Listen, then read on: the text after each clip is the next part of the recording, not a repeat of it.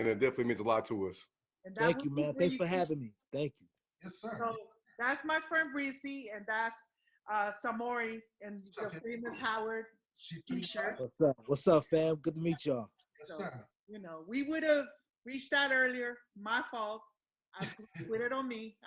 Hey, it's nobody's fault. I'm here, man. Let's do this. Yeah, man. Yeah. Oh, so listen, just listen. Be yourself. Just relax, man. We Very casual. Yeah, we like that. That's how we are. We cool people. You know, what's up? We're all about positivity, real grown conversations, and just supporting projects from people we love. Period. Point blank. Period. And I appreciate it. I'm glad I'm in that category. Absolutely. Yes, sir. Oh, absolutely. Believe that. So fam, did y'all want to give Cee Knowledge any background? Where we from, what we do, you know? More? All right, so I'm Samori, born in Brooklyn, raised in Queens. Born in '78, Brookdale Hospital, graduated from Van Buren High School in Queens in '96. You know what I'm saying? I got introduced to Doodlebug Planets in, it was in 92 or 93, whatever. That was Ralph McDaniels on Video Music Box.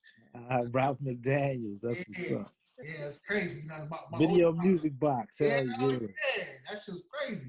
My older brother's 50. He's 50 now. So that was customary every day. So that's what's up. That's what's up. I put on to Doodlebug Planets and all of that. You know, since I went to Hampton University, got my bachelor's in biology, master's in medical science, and I graduated from Howard.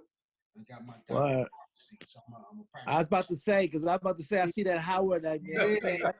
That's where I went. You know I know. You know, research. Exactly. Yeah, man. So that's what I did. But you know what? I really wanted to go to Hampton, though. I went to this high school in Philly called William Penn High School in North Philly.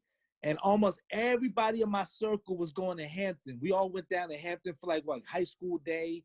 Yeah. And was chilling. We enjoyed ourselves. My mom found out that all my homies was trying to go. She was like, oh, hell no. She said, nah. She said, that's going to be like 13th grade for you. She's like, nah. She heard about Howard University. I didn't really know too much about Howard. I heard a little bit about it. A couple of people I knew went to my high school because halfway through William Penn, my mom moved out to the suburbs. And I ended my high school career at this high school called Springfield Township High School in Montgomery County outside of Philly. Okay. And a lot of people there was going to Howard. And you know what I'm saying? That's when I started really hearing about it. And then my mom got into it. And then next thing I know, I was at Howard. That was the best thing I ever did. Yo, you know what I mean? Howard was way louder than Hampton was. Yo, it was. It was. Oh, I knew the Howard Connect was going to come. I told them before we logged on, I said, okay, just go ahead, talk about Howard. Go ahead. No. That's it. I'm not gonna flip it with that. Breezy, what's up? Come on, go in, Breezy. So man, I'm Breezy. I'm from Denver, Colorado, but lived around different places. Pops was in the military, and then after that, I moved around myself. I used to live in Germany, Hawaii, LA, the West Indies. Man, you international, man. Yeah, man. It's funny because like Smart was saying, I lived in Hawaii, a station in Hawaii when you all came out, and I had this friend named Catherine Liberati. She was from DC, long before I even knew anything about DC, and I forgot which video y'all did, and she swore up and down the video was shot in DC. And this before I moved here and knew about Montgomery County. Couldn't find out what Ladybug Mecca, you know, from the area, but she swore up and down like that video was shot in DC. No, so. we never shot any videos in DC. Okay, all right. Okay. Wow. That's hilarious. She got you. I mean, like, I didn't know. But yeah, man. You know, hip hop fan, hip hop head, man. I've been blogging or writing or doing podcasts for over 10 years, and I always use like a hip hop theme. My titles of my blogs would be like hip hop titles, like songs and everything. So hip hop. So even in my blogging, like hip hop always play a part in how I wrote. That's what's up. That's what's up. You kind of already know me, so. Oh yeah, I know you. Yeah, your resume speaks for itself. Oh, thank you. I appreciate that. But so the only thing is, even though we pre-record, we pretend it's live. Like for some reason, Scratch thing is it's live, so we pretend it's Saturday. So cool. It's not a big deal, but you know, just think about it. Anything in particular that you wanna like talk about, or just to make sure, because we do have some questions, but you know, anything that you know, we know to bring up the music and whatever, so we'll definitely bring that up. Anything other than that? No, nothing that we need to. You know what I'm saying? Just go with the flow, see where the conversation takes us. All right. So we conversation go over here. Yeah. So we're definitely going to ask about, you know, Diggable Planets, but we also want to focus on what you got going on currently and in the future as well. Okay. All cool. Right. Cool. Smart. Let me know when you're ready, man. I'm ready, bro. Whenever you're ready. All right. We're going to start the timer. All right. 5, 4, 3, 2, 1. Yo. Wake y'all punk asses up. You know what day, you know what time it is. Like how we do each and every Saturday at 12 noon right here, courtesy of DJ Scratch on scratchvision.com. Fuck with us. You know we got it. And boy, do we have a very, very special show for you all today, as we are joined by a very special guest that holds a place in hip-hop history and had decided to grace us. We are so happy. We are joined by Cee Knowledge, aka or FKA, formerly known as Doodlebug, formerly of I'm still. It's no formally. I'm still Doodlebug, and I'm still with Diggable Planets. You know what I mean? Okay. We'd love to hear that. That's what we're talking about. Yes, thank you. Awesome. So. But yeah, I said, of course, you know what I'm saying. This is Breezy Taylor. This is Billy Williams, aka Samoy Swag. DJ Soyo. Soyo. All right, let's get it going. Go ahead, Breezy. All right, let's go ahead and jump right into it. So I always had a question: the ladybug mecha, butterfly, doodlebug. What significance or reverence does insects hold for you as well as the rest of Diggable Planets? I was going to ask that first and foremost because I just thought that was interesting. Good question. Word. Well, the insect theory is based in the idea that the music is bigger than the ego. You know what I'm saying? We putting the music above the individual. You know what I'm saying? Because in the world of hip hop, everything was bigger than life. You know what I'm saying? So we came out, decided to call ourselves some insect names, some, you know what I'm saying, that is insignificant in a way, but the symbolism was about communalism, you know what I'm saying, about all for one for all, without ego, without thinking about it, you know what I'm saying? It's like instinctual, you know what I'm saying? We looking out for each other, got each other's back type stuff, you know what I mean? Okay. And that's what insects do, you know what I'm saying? Naturally, you know what I mean? Everything they do is we work in a hive community. We don't want to be like a hive mentality, you know what I'm saying? Everybody thinks, individually, but we want to work together as one, you know what I mean? Dope. That's awesome. That's real. I think about it because if you think about it, the way hip hop traditionally has been promoted, we think of larger than life names like, Grand this or Big this or Master this. And you guys decided to take it back to like a more rudimentary level that is more seated in foundational building. That's dope. Yeah. That's interesting. When Breezy told me he was gonna ask that question, I was trying to figure out. I'm like, maybe it's this angle. I was wrong all the way. But I like that. I really do. That's what's up. I'm interested in how did you think it was? I want to see what did you think it was? I thought it.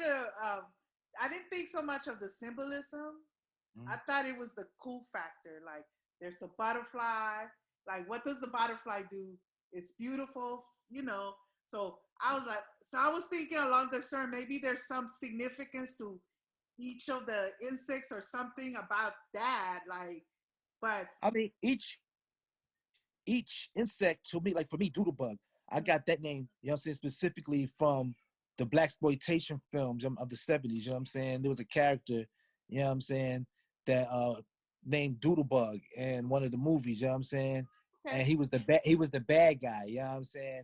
And it kind of just, I attracted to that, you know what I'm saying? You know what I mean? Because you know, I'm saying, not that I want to be a bad guy or anything, you know what I'm saying? It's just that it was just the street stuff, you know what I'm saying? You growing up in the streets, you know what I'm saying? You're attracted to the hustlers, the gangster type dudes, you know what I'm saying? But luckily we grew up in an era where a lot of those dudes were also incredibly smart, you know what I'm saying? They were very smart brothers and sisters, you know what I'm saying?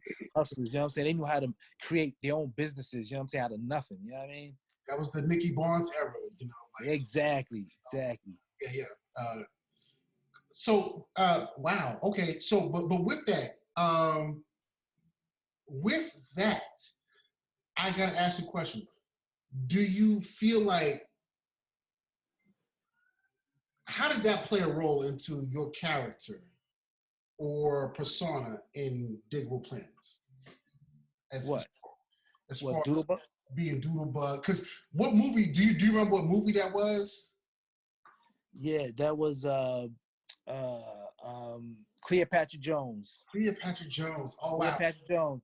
That's Doodlebug was the arch nemesis of Cleopatra Jones in the movie. You know? Okay. All right. Okay. Cool. I got you now. Cause see, I always remember like when I would listen, like I would hear Camp Lowe's first album, it would drop mad like blaxploitation film titles, you know, and just now connected it all. So okay, thank you for the connectivity.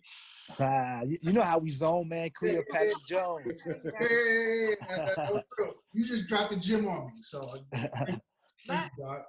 My biggest question, and I always wonder how it felt to be in that era and because like we were saying that you guys hit such a nerve. To this day, Diggable Planets is a name that will come up. Like, you know, a lot of your peers, they didn't make the cut. You know what I mean? You know, people remember them here and there, you know, here and there. But Diggable Planets definitely has a special place in hip hop culture. Yes. And I always wonder first if at the time when you guys were experiencing that, did it feel special? Like, did you realize that you guys did something very special as a group and what was happening, or did you realize that at a later date? And also, you know, how do you feel when that now, I mean, I see it, and so I'm sure you experience it, like to see the newer generations embrace Diggable Planets. I was telling some more, and me and him went to brunch, and we were sitting there, and literally, that's what sparked up. Like, okay, that's it. This is a sign from the universe, because literally, I lied to you not. They were playing nothing but Diggable Planets. Like the whole time, I was like this. I was waiting for some more. I was giving myself the side eye. I was like, all right, I get it. You know, that's peace. That's peace. They were rocking out for real. Yeah, and people, even if people don't know who you are because they're too young or never, whatever the reason, people will ask, "Hey, yo, who is that?" Mm-hmm. You still hit a nerve, and people embrace your music. I just wonder how that feels to you to be part of that stream, that consciousness, and also to have experienced such a special place in hip hop. I mean, it's extremely special. I mean, at the time, being younger, immature, in my 20s, you know what I'm saying? I don't think I absorbed it exactly that way. Mm-hmm. You know what I'm saying? At the time, I mean, I felt it was special. It definitely felt special, and it was fun. You know what I'm saying? The Diggable Planets, to me, was my world, growing up in the world view type thing. You know what I'm saying? I grew up, it took me around the world and it enabled me to see things from other perspectives. You know what I'm saying? People who didn't even speak the same language as me, but through the universal language of music, we connected. You know what I mean? That was a crazy thing to me. You know what I'm saying? I'm Philadelphia, uptown section of Philadelphia. Next thing I know, I'm all over the world, Greece, and you know what I'm saying, these little towns in Italy, and like all Asia, you know what I'm saying, like all over the place, you know what I'm saying. And those things, like, it was very profound to me, you know what I'm saying. The part about being a part of a special situation, I think it really hit me when we the night of the Grammys. Mm.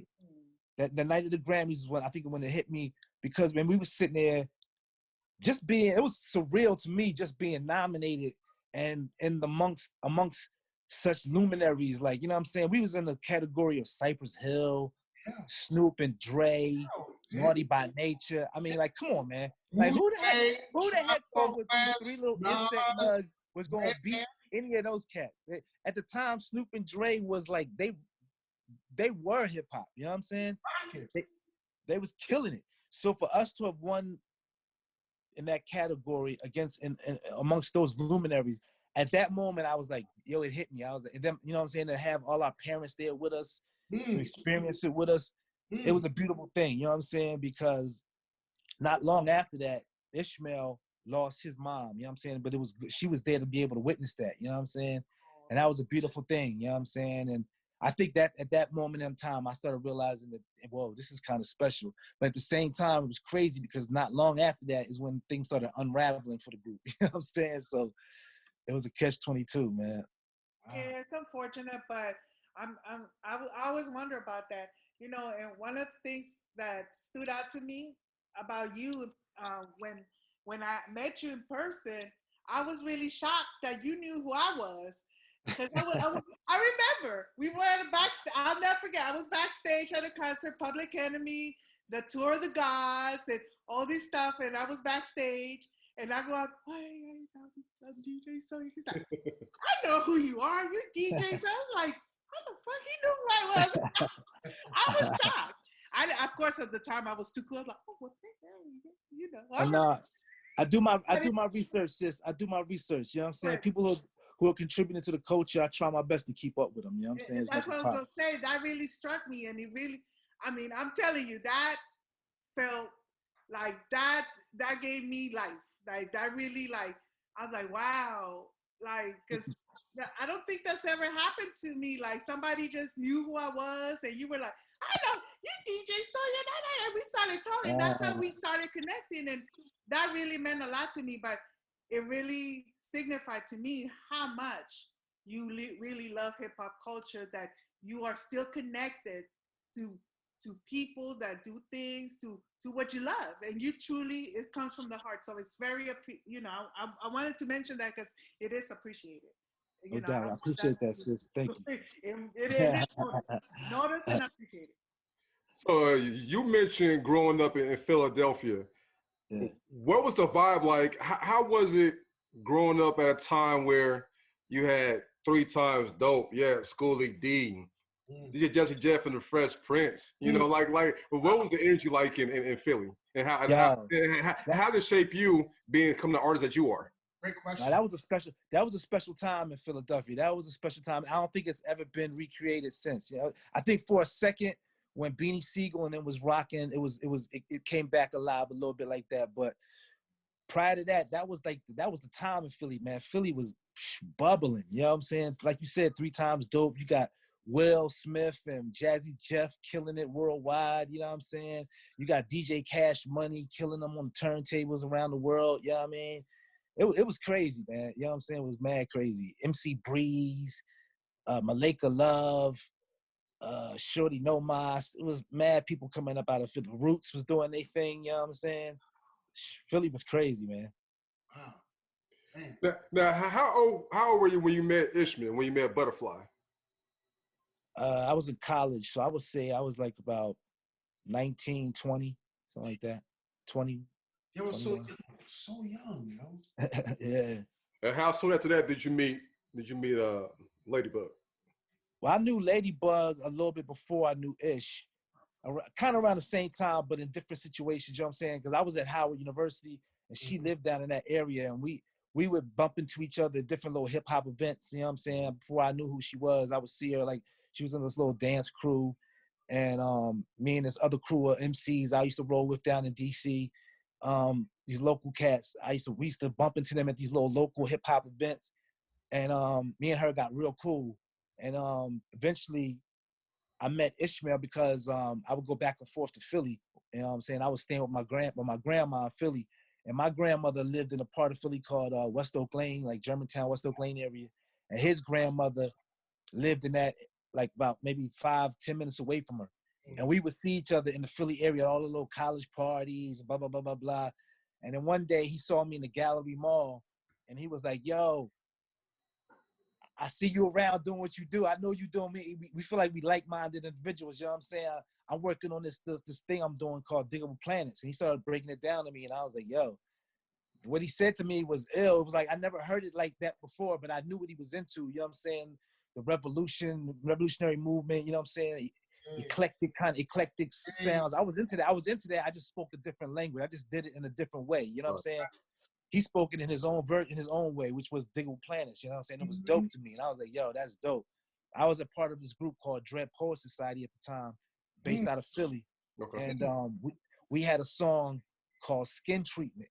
And it was about the girls, you know what I'm saying? You call girls skin, you know, the skin was about the skins, you know what I'm saying, back in the day. So it was about how you treated you, you know. So we had a song called Skin Treatment, and we used the sample, the Art Blakey and the Jazz Messenger sample that turned into Cool Like That.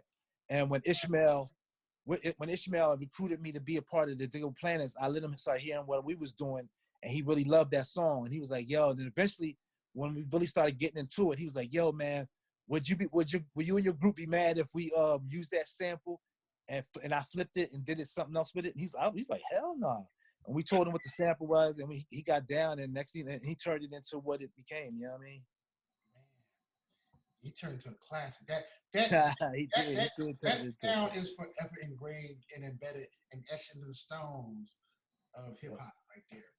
So at that time, particularly the East Coast boom bap, you know what I'm saying, was kind of like the unofficial official sound, with the exception of like Native Tongues, you know, Take More Liberties, Tribe Called Quest, you know, kind of infusing, you know, jazz in the hip hop as well. With Cool Like That, the ideas surround that, what made you decide to kind of forego the boom bap in favor of jazz fusion? I mean, because, you know, in that era, it was all about originality, you know what I'm saying? Being on you know what I'm saying? I mean, if you wanted to forge your own path, you know what I'm saying? Nobody wanted to sound like nobody. You sound like somebody you might get stepped to, you know what I'm saying? Right. You know what I'm saying? You might get stepped to trying to steal somebody's style, somebody's flow, somebody's rap lines. You know what I'm saying? Like they move, they dance, move. Like you had to be original, you know what I'm saying? It was very important to be original back then, you know what I'm saying? And so to us, it was just a natural progression to just do what we did, because that's what we were surrounded by. We was lucky enough to have parents that taught us, you know what I'm saying, the whole bebop, Afro, you know, the revolutionary, the civil rights movement, you know what I'm saying? My mom, I had a household where we heard everything from Bessie Smith to Pharoah Sanders, you know what I'm saying? Ooh, you know what I'm saying? Has master plan and all, yes. No doubt. So I got exposed to, as well as, you know what I'm saying, Ishmael and Mech, you know what I'm saying, their parents as well, you know what I'm saying? And Mech comes from also another perspective of Brazilian parentage, you know what I'm saying? Her parents were from Brazil, you know what I'm saying? So she got that music from there, you know what I'm saying, that helped shape her experience, you know what I'm saying? And she brought that to the table and, you know what I'm saying, added that to the flavor. You know what I mean? How prepared, if you were, how prepared were you for the bomb that Cool Like That was? 'Cause I'm pretty sure that was a life-changing event, right? What? When the song blew up? Yeah. Yeah, it definitely was. I mean, the first time I heard it, I was somewhere in Philly riding around with my friends, smoking some weed. Like I think it was in like a Suzuki Samurai or something. And next thing I know, the song came on the radio. And I didn't even notice it because I'm in the back of the set. You know, it's a bunch of us. We all stuck back there. I'm trying to get the spliff, you know what I'm saying? And next thing I know, they was like, yo, Knowledge. Yo, I think that's your song, man. I said, no. I said, what? I said, turn that shit up. Next thing you know, I heard that shit. I said, yo. We had to stop the car, pulled over, and everybody, we was all like, yeah. We was that shit up. That shit was crazy. And I was like, that's the first time I realized, like, yo, that's crazy, man. And then after that, I just started hearing it everywhere on all the radio stations after that. You know what I'm saying? It's just, it was mass real, man. I couldn't believe that shit. You know what I'm saying? Because that's what you worked for. You know what I'm saying? You know what I'm saying? All your life, you wanted to be on the rap show. You know what I'm saying? On in Philly, you wanted to be on the Lady B show. You know what I'm saying? That's the show you wanted to be on. That's what's up. That was, man, that was a classic, man. Like that right there is a classic. It can never ever be redone, duplicated, or anything. It was just like, yo, that's just what it was. Yeah, like, don't touch it. Damn. Nobody touch it. Everybody listen. Don't touch it. That shit was the shit. Damn. Yeah. Wow. I can imagine that, the respect, of your peers is something that feels good. How did you feel about being, name dropped in one of the greatest remixes of all time, the Flavor Year remix? Yeah, that was pretty dope. That started a nice long friendship with Rampage off of that. You know what I'm saying? To this day, he's still my homie. And that was dope. I mean, I didn't even know nothing about it. I just got a call one day from some people from Bad Boy, you know what I'm saying? Was like, yo, Puffin' them was wondering if you would be interested in being in the video, because Rampage quoted the song. We wanted to, you know what I'm saying, get a shot of you. Da-da-da-da. And I was like, word. I said, yo, you know what I'm saying? I mean, you didn't even need to say nothing else, man. I was like, man, I was there. What? I'm never gonna miss out on that. With Biggie, LL Cool J, Buster, yo, that was a classic day. And the crazy part is they was filming at the sound stage that was like literally down the street from my crib in Brooklyn. You know what I mean? It was right down the street from my crib. So I like walked down there, smoked mad L's with everybody down there. Then we shot the scene. I sat around and watched LL do his thing and Buster. And then eventually I just went back to my crib and was chilling with my man Malik and them and just sitting around like geeking about it all day. I mean, it was crazy. I love it. You're a fan. And that's what I'm talking about. Like, you enjoy that as much as you expect a fan to. You're not like, oh well, Oh no. No. I'm a fan first. I'm a fan first. No doubt. I'm a fan first. You still are. I mean, just from the background, like, hey, I'm gonna, like, you do your thing. I really appreciate that. That seeing people enjoy this culture, it really touches me, because that's how much we love it. Like, that's how this show came together. Us just literally, like, we're talking now, and people will like be joining in wherever we were sitting at. Next thing you know, we have a whole just listening to us. We would be at a bar. We just at the bar, talking about hip hop, and just talking, and people would the whole crowd. Oh, yeah, like talking, and then we were like, we got something here. We got something with this. I'm like, I think we could do something with this, because it will happen so much. Like, all three of us get together. I mean, anytime we get together, just that day, I'm telling you, when we were at brunch, some dudes listen to us talk. Next thing you know, he chimed in, and he ended up. He's like, y'all family now. Like, we just, that's just the energy that we bring, and so when we connect with people, usually it's on the same level, and so I recognize it. And to see you enjoy, just even talking about it, how reminiscent. Yeah, you're excited. Like, it's you could tell it's not a job. It was something you are really truly enjoying from the heart, and you appreciate all of it, whatever it is. So that's really cool to me.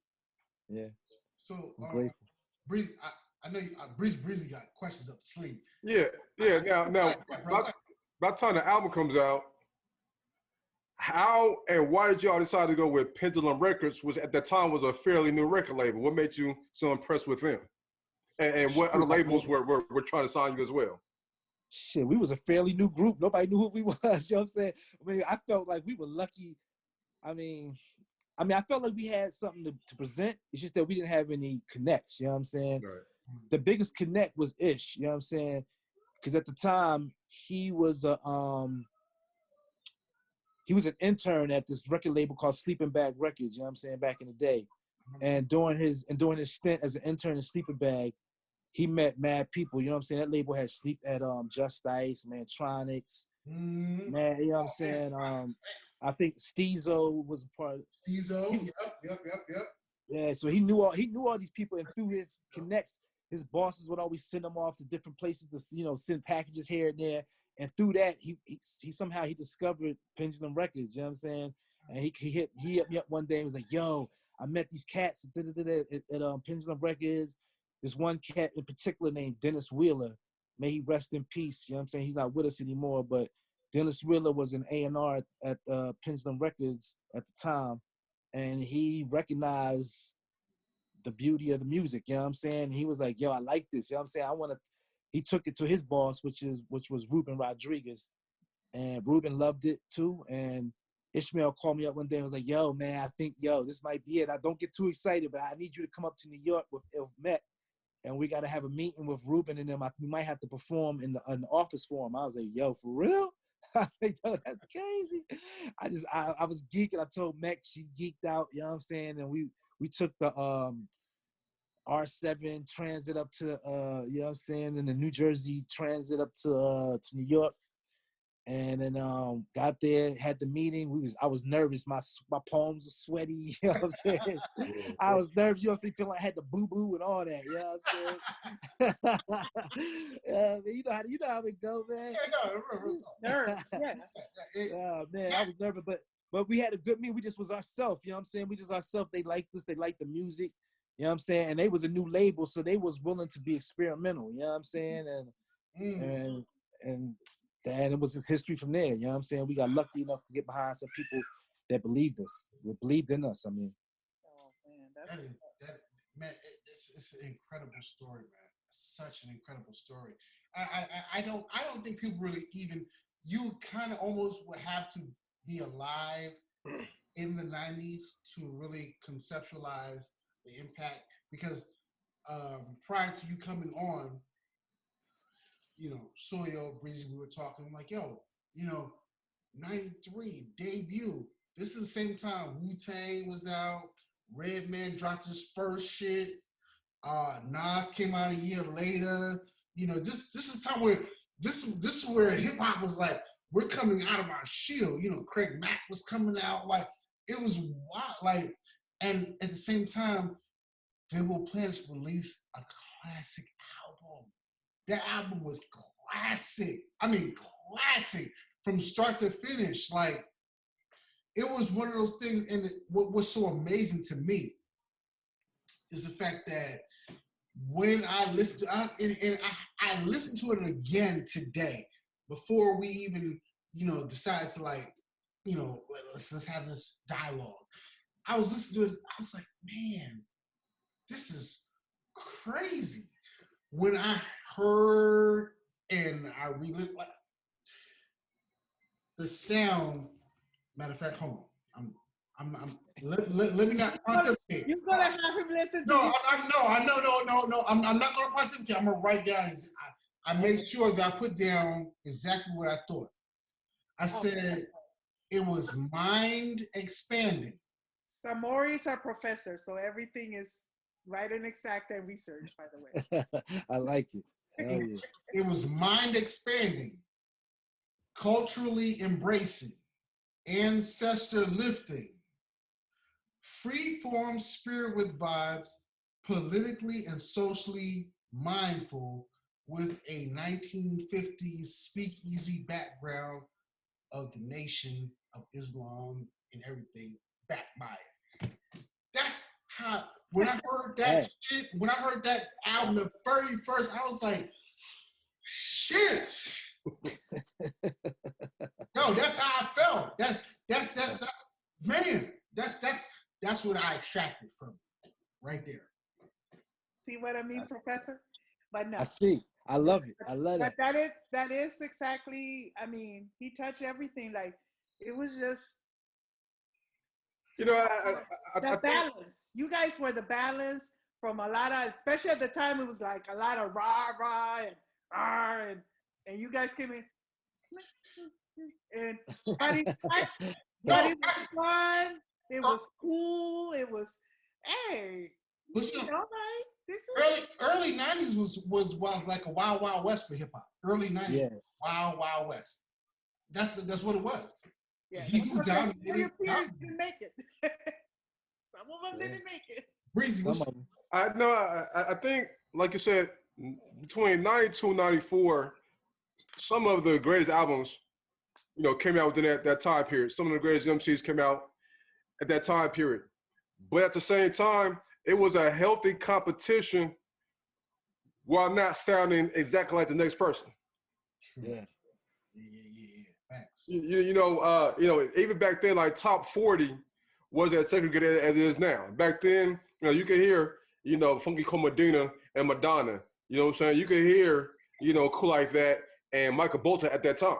That's true. That's real. That's so real. So at a time where uniqueness, what was the premium, you all came with a sound that wasn't new because, like I said, with trying to cut through that thing. But I think more so, your all song really put jazz hop as a lexicon in people's consciousness more so than a Tribe Called Quest before you, Social Mischief after you. You all really made jazz hop a thing. Interesting. I gotta give credit to Tribe though. Tribe and Stetsasonic. I think Yeah. Stetsasonic was a very big inspiration, you know what I'm saying, to me in that realm of music. You know what I mean? I agree. I think that I don't think that you guys were the pioneers of like the jazz hip hop sound, but I think you guys, y'all came in and y'all perfected it. A niche that was very solidified and concrete, and it was that was that. And then the thing, you guys also infuse your jazz with a little pro-black snippets and like Nation Islam, 5% lessons, all of that kind of like infused, packed in with it. Yeah, true that. Was any one member into astrology or into the space more than the other two? Because I know that like space themes, was something that's prevalent. With no refutation of space and time. You got the song "Time and Space." Like, was somebody really into that? And then how much did the space play into you all's music? I mean, we all are fans of sci-fi, all of us. I mean, I'm a really big time, to this day, hardcore comic book nerd. You know what I'm saying? Sci-fi, movie type. I'm into those things. In fact, I'm actually, my lawyer and I wrote a comic book called The Epic of the Heaven and Earth Association that we're working on to get published. And we're working on a web series for it too. Okay. But you know what I'm saying? Mecca, Ladybug, she's hardcore in the astrology. Ishmael's in the sci-fi, Octavia Butler and all that type stuff. You know what I'm saying? We all, Isaac Asimov, you know what I'm saying? We into all that type stuff, you know what I mean? And so yeah, it was just part of who we were, you know what I'm saying? I don't think not one of us is more of it than the other. Like, I'm probably more comic book, sci-fi, like those kind of movies than the rest of them. You know what I'm saying? She might be more astrology than me, but we all, you know what I'm saying? All of us equally love, you know what I'm saying, that Afro-futuristic type stuff, you know what I mean? And it's sincere. Like, I think what connects with people is the sincerity of the music and the lyrics. And you just can feel when somebody's sincere. When you were talking, it reminded me, when I exercise in the morning, I listen to music. I just pick out different things to maybe discover new music or whatever. And I remember listening to this. And with music, it's something that you cannot fake or manufacture. You really have to feel it. If it's not sincere, it just doesn't come across as such. And this particular, I didn't bother listening because they did everything they were supposed to do. And it reminded me like they were trying to be like Diggable Planets. I was just like this. Okay. They had the music. It was jazzy. And they were trying to do the little, jazzy lyrics or whatever. But I just did it because I was just like, oh, what is this? It just, they were trying too hard. It was not sincere. And But wait a minute, who are you referring to? Who are you referring to? I really don't remember because I was out exercising, I was listening, and I kind of just fast forward. I just put like a random, Spotify, but I remember saying like, "What is this?" And it really was like people try to copy that style, but if it's not sincere, doesn't come from the soul. It really, it doesn't. Music is a very special art. Period. Yeah. People can connect with it, and then when you're not sincere, they're not able to connect with you. And like I said, they were saying all the deep stuff, all the and it was just not. I was just like, I don't know. I don't know about the sincerity part. I think because I personally I would think that almost everybody they're sincere. If they're doing the music, they're putting themselves into the studio. They sincerely believe in whatever they're doing. I think it's I think it might be more frequencies. I mean, we all on different frequencies. Something and music is very opinionated. You know what I'm saying? So you might hear something that you're saying it just don't resonate with your frequency. You know what I'm saying? It just ain't something that you into. Somebody else might listen to it and think it's the greatest thing they ever heard. You know what I'm saying? that is true. All right, so let's pause right there. That's a great divide line right there. So now we want to dig into Cee Knowledge. We want to dig into Cee Knowledge joint. Cee Knowledge, bro. What is your goal from now? Because I mean, you know, y'all came into the game introduced in 1993. Now we are now 2021. What's your goal, bro? In regards of what? Just music, music and communicating, communication, music, intelligence, spirit, and. When it comes to music, I intend to keep making music until somebody either tells me to stop or I can't do it no more. You know what I'm saying? Because I mean, it's something it's just a part of me. It's not something I'm doing for popularity or something I'm doing for being on some charts or the blah blah blah blah. Because I mean, don't make a lot of money off of it. You know what I'm saying? You know what I'm saying? If you're smart, you can figure out ways to create streams of income for yourself. You know what I'm saying? Based on your brand. You know what I'm saying? And you know, build it up and do what you gotta do. But it's not something that I'm doing for any of that. I do it because I love to do it. I want to do it. I got the resources to do it. And if I don't do it, I think I lose my mind. You know what I'm saying? I think it's an outlet for certain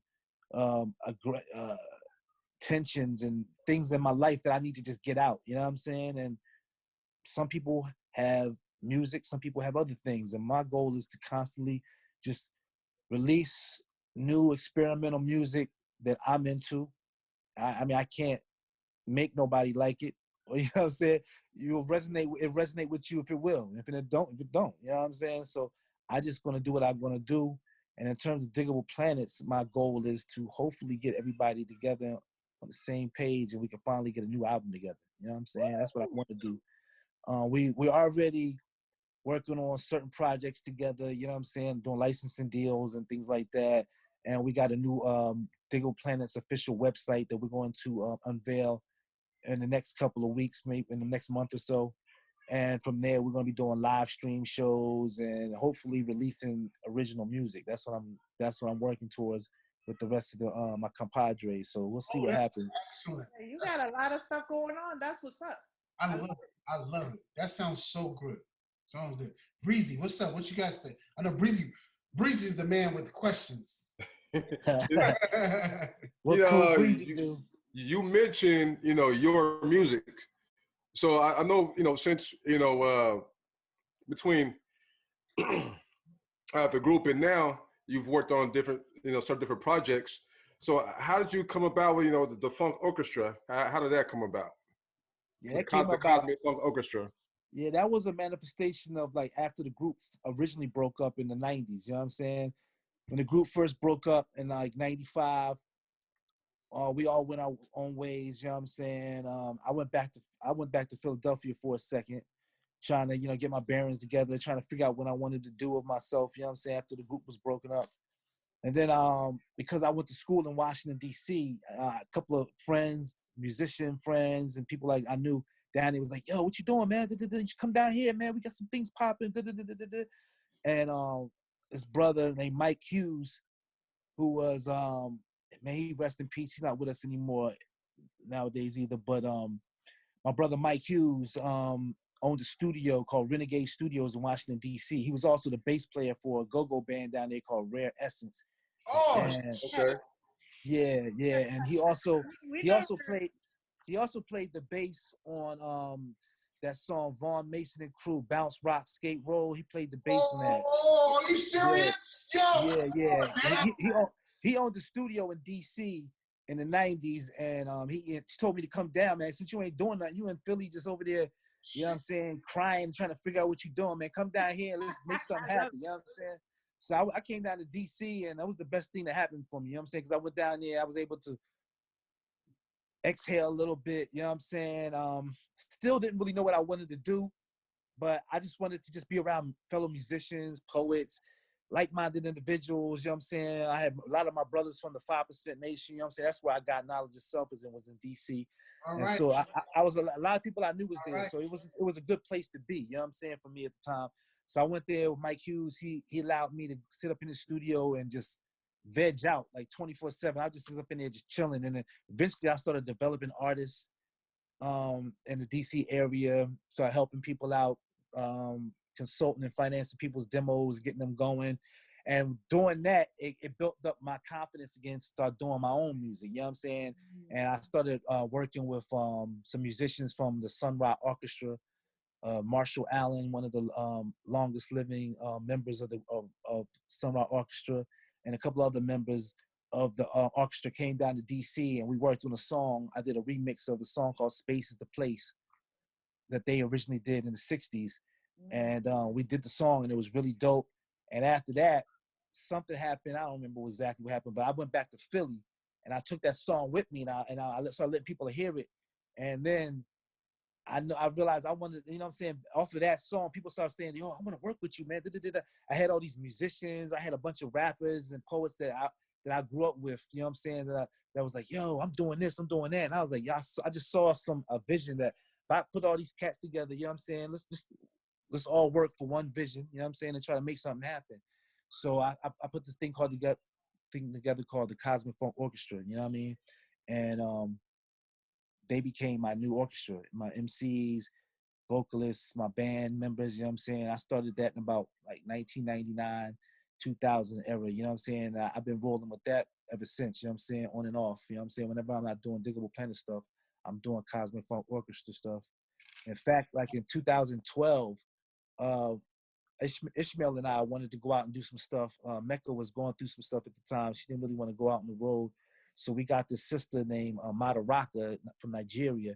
She came in and did Mecca's part. So I mean, she did her own rhymes, but whenever Mecca's part would come on, she would bust it. Sometimes like certain songs like Cool Like That, she might do a couple lines, but she rocked her own rhymes and she rocked with us. And we toured Europe with my band, the Cosmic Funk Orchestra, me, Butter, and his sister Lady Madaraka. You know what I'm saying? We toured for about a year or so together, and that was pretty fun. You know what I'm saying, with the CFO. And yeah, so I've been doing stuff like that with the CFO for a minute. Put out a couple of mixtapes. You know what I'm saying? The last project we put out was in 2018. It was called To Life, Love, and Loot. With Bandits. And we put that out independently. Yo, Breezy.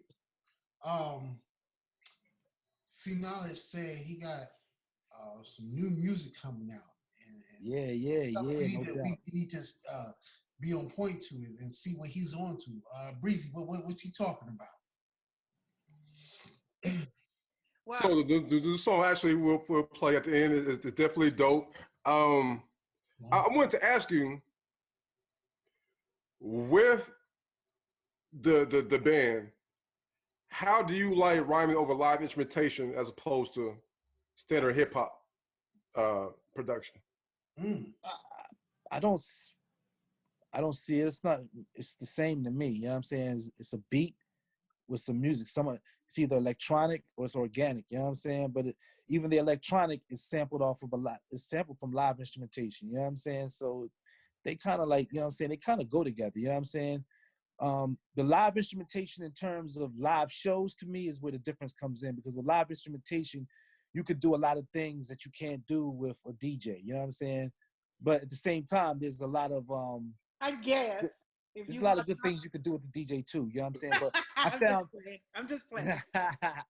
Now, I like them both. I feel like they both are something that, you know what I'm saying, I incorporated my shows. I mean, if I have the budget, I like to have a DJ and a band. You know what I'm saying? But it's hard to, you know what I'm saying, on the independent level, it's hard to keep a band and a DJ together. You know what I'm saying? It gets expensive. You know what I mean? Mm-hmm. So your new project, Cali Delphian. Yeah, Well, the Calidelphian. what's going on with that? You got the logo on the background and everything. We gonna What's talk about going on that Philadelphia. Yeah, that's the single, Welcome to Calidelphia. That was behind us. That's the promo single I put out right before the album. The album's called The Calidelphian. Dope song, by the way. Yeah, thank you very much. It's 12 songs that I did, a lot of live instrumentation, a lot of drum machine. I mixed it all up. It's a hybrid kind of a thing, you know what I'm saying? Every song has some electronic and it has some live stuff on there, you know what I mean? And I like that mixture a little bit, you know what I'm saying? It's my little thing to me, you know what I'm saying? That's what I call cosmic funk, you know what I mean? I love it. From the disc, from the artistry of the, you know, album covers to even behind you, I see three eyes. I look at the third eye. You know what I'm saying? I see it all. I see it all. Bam. I see it. You know, we on it. We analyze. Yeah. That's my man. My man Damian Vandermeer from Australia. You know what I'm saying? He drew that. That's a original painting that he did for me. Okay. I was wondering, with the California Philadelphia thing, have you ever decided thought about working with Corrupt or Roscoe? I mean, it's not about thinking about it. I would love to do it. It's just, you know what I'm saying? I don't have the connect to do that. You know what I'm saying? Scratch. Yeah, We scratch. You know, because we call Scratch out right now. You know, because his brother Roscoe, I think his debut album was called California. You know what I'm saying? Oh, what? Oh, that's dope. Yeah, so I was wondering, like, since he had the California, you got the Calidelphia, I wonder if y'all already had some talks or something. No, I don't even really know the brother. You know what I'm saying? I don't know the brother, so I couldn't. But it would be dope, though. You mentioned that you have knowledge of self. When did you get into the teachings, and was that around the time y'all recorded Blowout Comb, which was a different, departure from, theme-wise from your debut album? Was that around the time you started getting knowledge of self? No, I had knowledge of self. I had knowledge of self way before the plan came around. Yeah. I got knowledge of self when I was at Howard University in Washington, D.C. in 1987. That's when I got knowledge of self. I met a brother named Father Lord Lyell. May he rest in peace. And he and another brother, I Add Unique, Japri Magnetic. These brothers took me in. They were from D.C. I was from Philadelphia. And I met this sister, actually, the sister from Brooklyn named Marcia Maddox. She knew all about the gods, you know what I'm saying? At one time, she was an earth and was getting lessons. And somehow, just in a social setting that we was in, we was talking about stuff like that. And I knew about the 5%, you know what I'm saying? But I didn't really know anybody personally that was in it, you know what I'm saying? And she started telling me about it, and I was really interested, you know what I'm saying? It piqued my interest a lot, you know what I'm saying? So I started doing a little bit more research, and eventually I changed my name to Cee Knowledge, you know what I'm saying?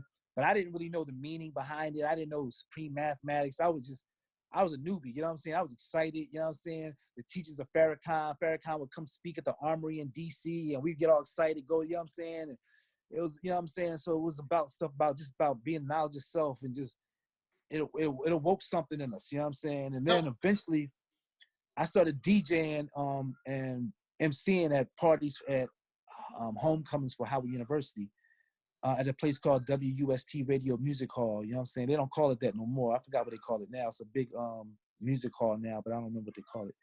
But we were there, and some brothers in DC had heard that I was calling myself Cee Knowledge, and they ran up. It was like about 25% ran up on me. They're like, yo. I was like, oh, snap. I was like, yo, I heard about a universal beatdown, but I didn't know that was real. I was like, yo, I was about to catch one. Like, we know the mathematics. We know the yo, they ran up on me. It was like, yo, you the brother that call. It was like, yo, you the brother that call yourself Cee Knowledge? I was like, yeah. They said, how you see today's mathematics? I was like, but I was, you know what I'm saying? I was from the streets too, so I was able to speak well enough to get myself out of it. The language. Yeah, I smoothed it out. And I made it so that they knew I was sincere. You know what I'm saying? I just didn't know what I was, you know what I'm saying? I didn't have the proper education, you know what I'm saying? Right. So the brother at the time, Father Lord, took me under his wing, told me if I was serious about it, come to his house on 12th and Harvard, and he'll start building with me, you know what I'm saying? So it took me about maybe a couple of weeks to get my heart up, you know what I'm saying? You know what I'm saying? They kind of shook me, you know what I'm saying? They ran up on me like on some gangster shit, you know what I mean? It was like 20, they was not playing either, you know what I'm saying? And so Cee Knowledge, I can substantiate, and the thing is, I am much younger than Cee Knowledge. You know what I'm saying? I'm much younger. See, I might be about maybe 10, 11 years younger than you, but I know because my brother's the same age as you, that the nation of gods and earths and the 5% of the poor righteous teaching in the 80s and 90s, there was no joke. Oh yeah, it was no joke. When we say universal beatdowns, people don't understand. They was if you did not know your lessons. Yeah, I know. I lived this. I lived this. Yes. You know, when I met these brothers, they were no joke, and I eventually took me a couple of weeks. I went to their house, 12th and Harvard. His mother, Miss Johnson, she was a beautiful lady. She wasn't even into the 5%, but she saw the progress. She saw how these ghetto gangster thugged out little kids from the hood was coming to her son's house and was learning about knowledge of self, and they were changing. You know what I'm saying? They were becoming better people in the community. She saw that and she recognized it, and she like, it was like that house became like hospice for 5%ers all in that whole area. You know what I'm saying? I lived there for a minute. You know what I'm saying? When I was going to Howard, I ain't had no way to stay. I lived there for a minute. They took me under, you know what I'm saying? Fed me, gave me knowledge of self. We watched kung fu flicks. We practiced karate in the backyard. You know what I'm saying? Did our lessons, got on the ASR. Like your whole life is classic. Like, I want to watch a movie about your life. Everything you said sounds classic. Like, I'm just like, oh my God, that's so classic. But listen, let me tell you, Soyo and Cee Knowledge, you know what?